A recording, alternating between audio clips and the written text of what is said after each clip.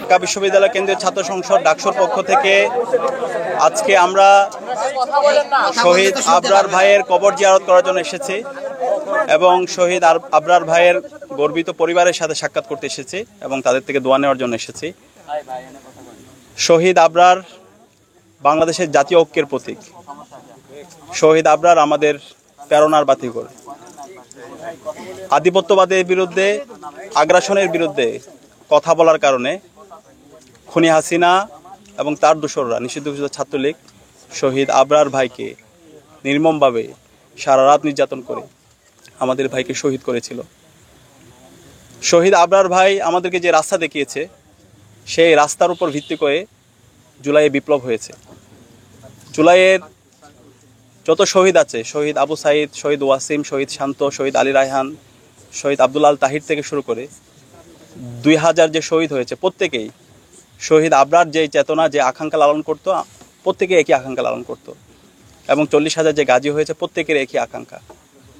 শহীদ আবরার যে আধিপত্যবাদের বিরুদ্ধে, আগ্রাসনের বিরুদ্ধে যে ভয়েস, যে প্রতিবাদ আমাদেরকে দেখিয়ে গিয়েছেন, এর উপর ভিত্তি করে বাংলাদেশের প্রতিটি ক্যাম্পাসে ক্যাম্পাসে এবং সারা দেশে সব মশার বিরুদ্ধে সুরক্ষা দিতে এলো বসুন্ধরা এক্সট্রিম অ্যারোসল। মশার বিরুদ্ধে এক্সট্রিম সুরক্ষা।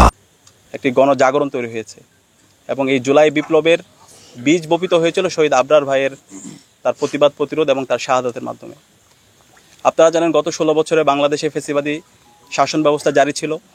বাংলাদেশের প্রতিটি ক্যাম্পাসে ক্যাম্পাসে ছাত্রলীগের সন্ত্রাসীরা গণরুম, গ্যাস্ট্রুম কালচার এবং শিক্ষার্থীদের উপর নিপীড়নের মাধ্যমে তাদের শব্দের অধিকারকে কেড়ে নিয়েছিল। এবং আধিপত্যবাদের বিরুদ্ধে, আগ্রাসনের বিরুদ্ধে যারাই কথা বলেছেন, তাদেরকে বিভিন্নভাবে ট্যাগিং করে, ফ্রেমিং করে তাদেরকে হত্যা করা বৈধ ছিল। এবং পুরো বাংলাদেশটা ছিল ভারতের সাপ্লেট কলোনি। ভারতের প্রেসক্রিপশনে এখানকার সব কিছুই নির্ধারিত হতো। আমাদেরকে অর্থনৈতিক শোষণ, রাজনৈতিক নিপীড়ন এবং সাংস্কৃতিক গোলামির মাধ্যমে আমাদেরকে যেতে হয়েছিল।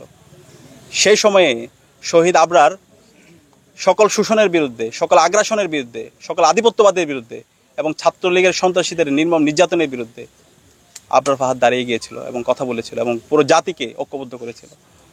তা আবরার ফাহাদকে আমরা শ্রদ্ধার সাথে স্মরণ করছি। বাংলাদেশের সকল মানুষরা আজীবন শহীদ আবরার ফাহাদ থেকে শুরু করে সকল শহীদদেরকে শ্রদ্ধার সাথে স্মরণ করবে। এবং আবরার ফাহাদ থেকে শুরু করে যত শহীদ হয়েছেন এবং সকল শহীদ পরিবার আমরা সবসময় আমাদের দোয়ার মধ্যে, আমাদের মোনাজাতের মধ্যে আমরা সবসময় রাখছি। এবং আমরা আমাদের অন্তর্বর্তীকালীন সরকারকে জানিয়েছি এবং আমরা বলেছি প্রতি বছর যেন 7ই অক্টোবরকে আধিপত্যবাদ বিরোধী দিবস হিসাবে ঘোষণা করা হয়। এবং আমরা আশা রাখব বাংলাদেশের অন্তর্বর্তীকালীন সরকার এবং বিশ্ববিদ্যালয়ের প্রশাসন সারা দেশে প্রতিটি ক্যাম্পাসে 7ই অক্টোবরকে আগ্রাসন বিরোধী অথবা আধিপত্যবাদ বিরোধী দিবস হিসেবে যেন ঘোষণা করে।